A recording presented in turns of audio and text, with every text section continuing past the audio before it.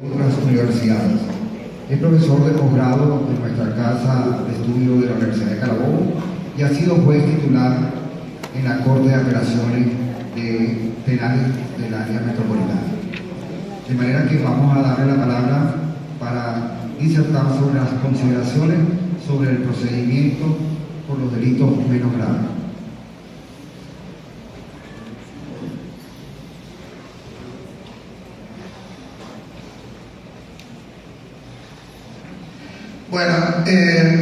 Buenas tardes.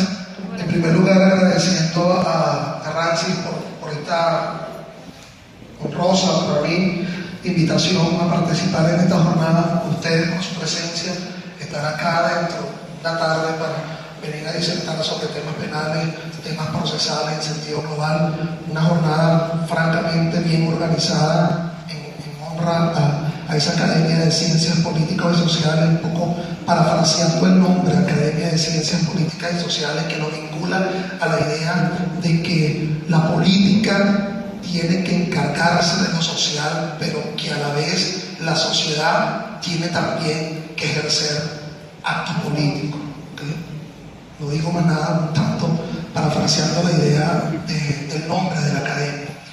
El tema que nos está ocupando en el día de hoy, no sé si se proyecta la lámina, amigos, les tengo fobia al podio, es el procedimiento especial por delito menos grave.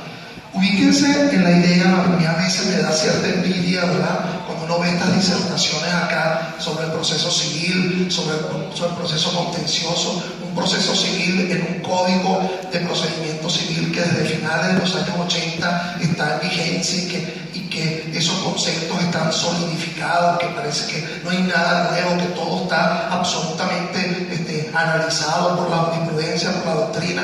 Y en el caso del sistema procesal penal acusatorio que se instaura en el país a partir de mediados del año 99, entonces 6, 7 reformas del Código Orgánico Procesal Penal han existido desde el 99 hasta el vigente Código Orgánico del año 2012, cuando aparentemente los conceptos deberían estar claros, solidificados, pero vienen constantes reformas, no hay un proceso de consolidación del conocimiento, es una suerte de obsolescencia del conocimiento procesal. Y mucho cuidado con esa reforma del Código de Procedimiento Civil, que no se vaya a volver prácticamente a la usanza de lo que ha ocurrido en el Código Orgánico Procesal Penal. Yo parafraseo un tanto lo que ayer nos decía el doctor Jorge Quiriaki, que no estaba mal, cuando decía hablar del proceso contencioso administrativo es hablar un tanto parafraseando al cine, ¿no? Decía, en el proceso contencioso administrativo es hablar de películas de ficción, en el proceso constitucional es hablar de películas románticas. Entonces, y él decía, bueno, en el proceso penal es hablar de películas de adultos. Entonces, bueno, descendamos un tanto a esa noción, digamos, dura, fuerte, de ese derecho penal. Por cierto, un derecho penal que uno ve los expositores anteriores son de abundante cabellera. Aquí estamos, parece que nos ha tocado duro, pues, el tema del derecho penal.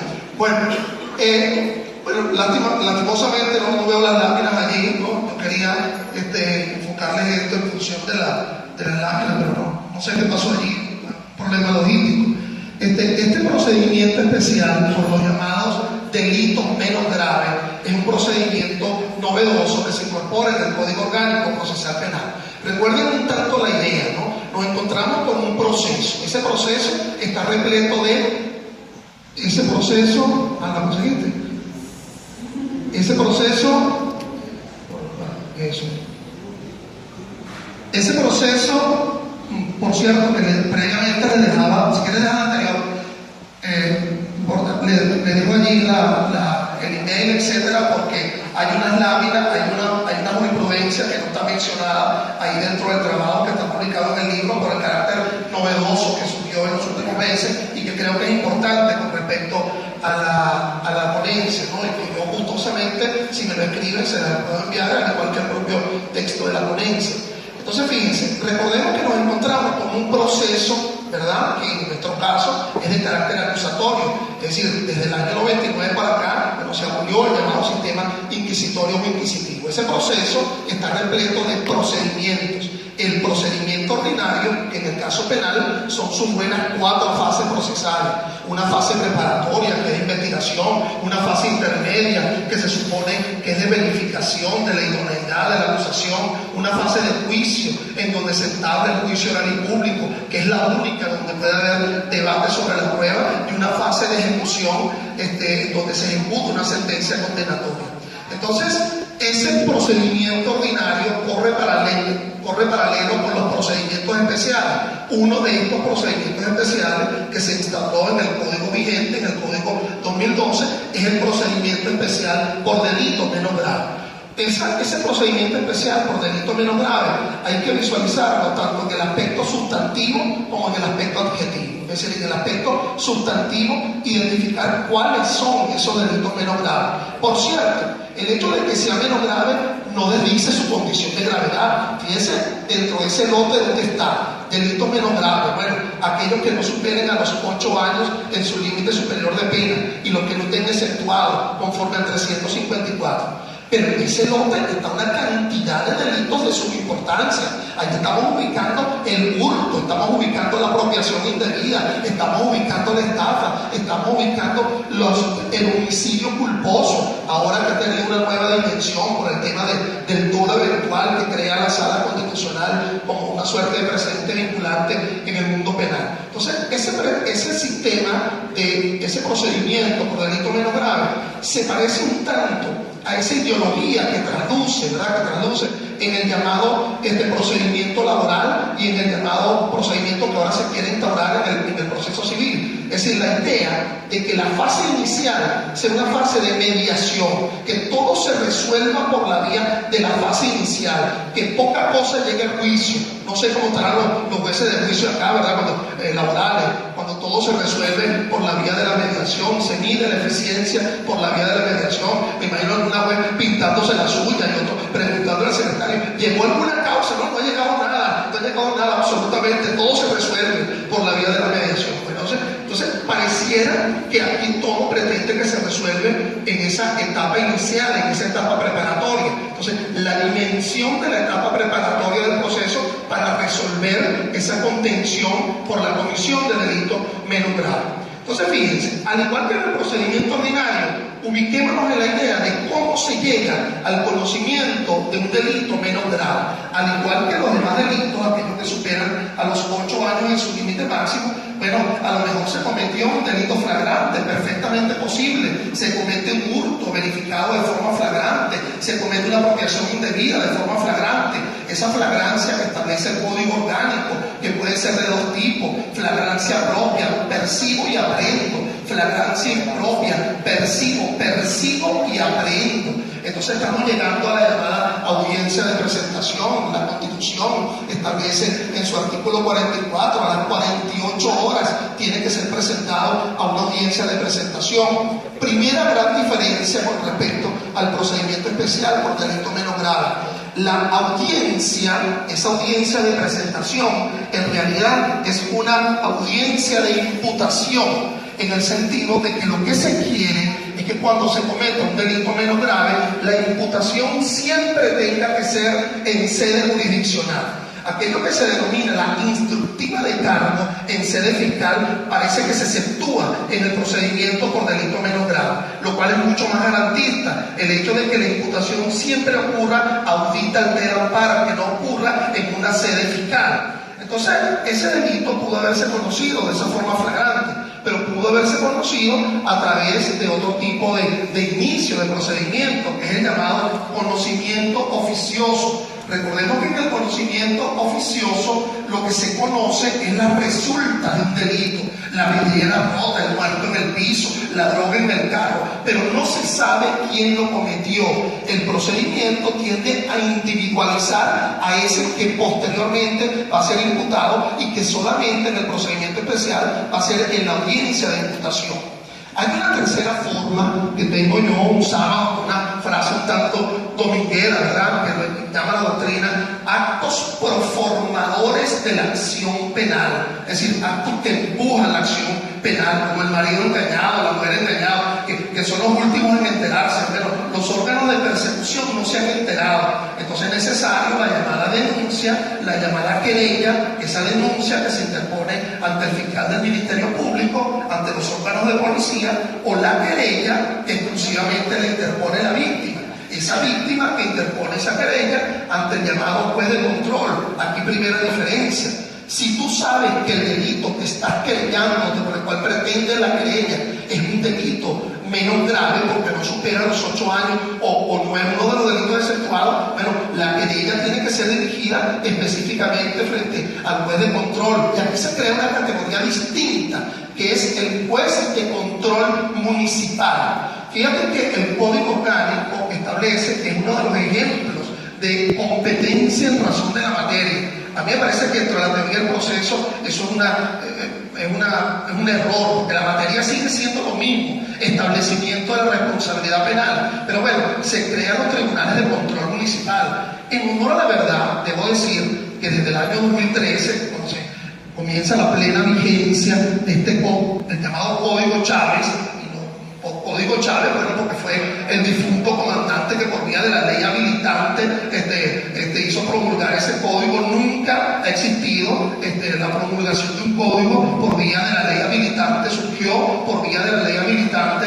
Y entonces, bueno, lean por favor la exposición de motivos, ¿no? Cuando se habla ahí de exposición de motivos, que por ejemplo se abolió la participación ciudadana, lo del camino, porque se dice allí que eso son formas exógenas, ajenas al ámbito nacional. Pues mentira. En la Constitución de Cipriano Castro, la primera, la del año 2, se estableció el sistema de jurado. Pero bueno, ni a la Sala Constitucional ni parece que al Ejecutivo Nacional de entonces le gustaba eso de la participación ciudadana, y entonces hubo como una especie de deslave de la participación ciudadana. Comenzó por los jurados, fue descendiendo a los escaminos, y ahora como una forma de participación ciudadana es nada menos este procedimiento especial por delito menos grave. Y ustedes dirán, ¿qué tiene que ver la participación ciudadana con el procedimiento especial por delito menos grave? Este procedimiento es una especie de procedimiento comunal, lo dije comunista, comunal. Ya el por qué comunal. En este procedimiento se establece, y ya verán a lo largo de los minutos contados que tengo, que si lo que se insiste es que todo se resuelva en la fase preparatoria, entonces las llamadas alternativas a la prosecución del proceso, es decir, el principio de oportunidad, el acuerdo preparatorio y la suspensión condicional, pues tienen que darse en la fase preparatoria, no llegar a una fase intermedia, ni menos aún llegar al juicio. Es el propósito. ¿Qué tiene que ver lo comunal? Dirán ustedes, bueno, por si alguien no lo sabía, no ha revisado el asunto, cuando alguien realiza lo que se denomina la suspensión condicional, yo me acojo a un régimen de prueba. ¿Tú sabes quién va a presentar el informe ante el juez para decir si esa persona ha cumplido con el régimen de prueba? Los consejos comunales. Dice expresamente la norma, los consejos comunales. Yo me he leído esa ley de los consejos comunales y yo no veo allí una función de carácter procesal por ninguna parte. Yo me pregunto, a los miembros de los consejos comunales le habrán dado charlas, le habrán dado alguna referencia con respecto al proceso. Imagínate lo que pueden estar aquí presentes, ¿no? Problemas de venganza, problemas hasta de corrupción. Es decir, si es el informe del consejo comunal lo que determina el cumplimiento de un acuerdo, de una suspensión condicional, oído, ahí está metido en ese lote de delitos de importancia.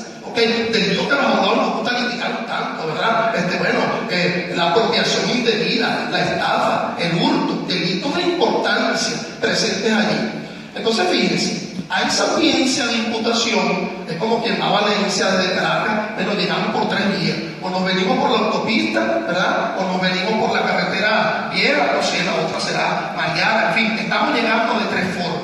O estamos llegando por la llamada flagrancia, estamos llegando por los llamados actos proformadores, admisión de la denuncia y la querella, o estamos llamados por el llamado conocimiento autónomo, mal llamado oficioso. En la teoría del proceso, lo oficioso es cuando un juez interviene. Ahí no ha intervenido ningún juez, es el fiscal que ha asumido el conocimiento. El tema es que hay que presentar, hay que solicitarle al juez de control la realización de la audiencia de imputación. Esa audiencia de imputación, que tiene que ser realizada ciertamente a las 48 horas después de que la persona ha sido notificada. Aquí lo interesante para un eventual cliente es que le digan a usted, bueno, si es un procedimiento por delito menos grave, mijo, no vas a ir preso, ¿okay? No vas a ir preso, porque fundamentalmente el procedimiento se reafirma la llamada medida cautelar. Si lo que se va a adoptar son medidas cautelares sustitutivas, las descritas en el 242 del Código Orgánico Procesal Penal, ¿verdad? Es así como cuando alguien, bueno, mira, me están llamando a ser de fiscal para la instructiva de cargo, decirle, bueno, la fiscalía no mete preso a nadie, la gente la mete presa es en los tribunales. Ay, si hay audiencia ya la cosa es distinta, pues.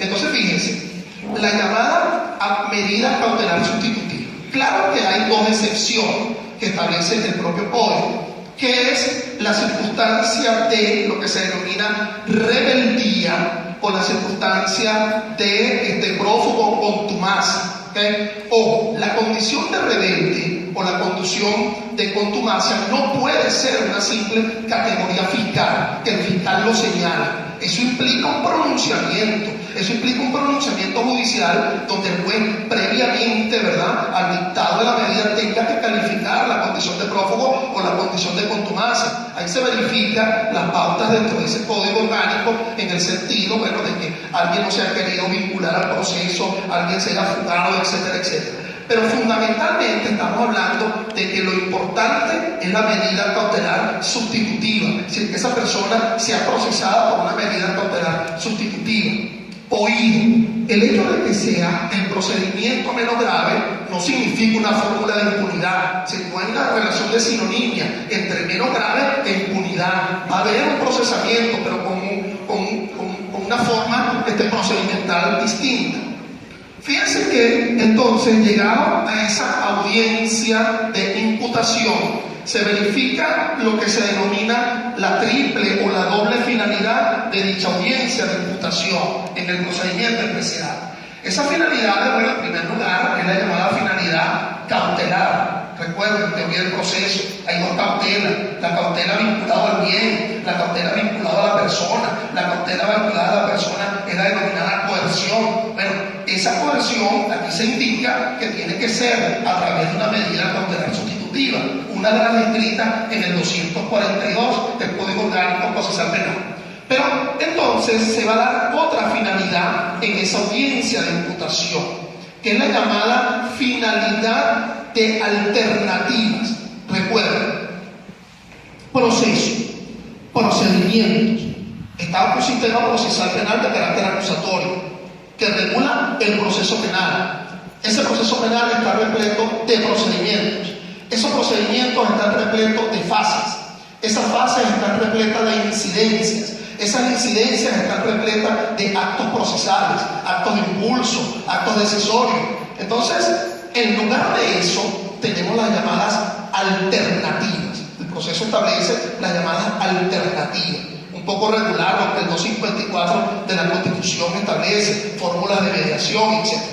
Esas alternativas del 38 y siguiente son tres: el principio de oportunidad, el acuerdo reparatorio y la suspensión condicional del proceso.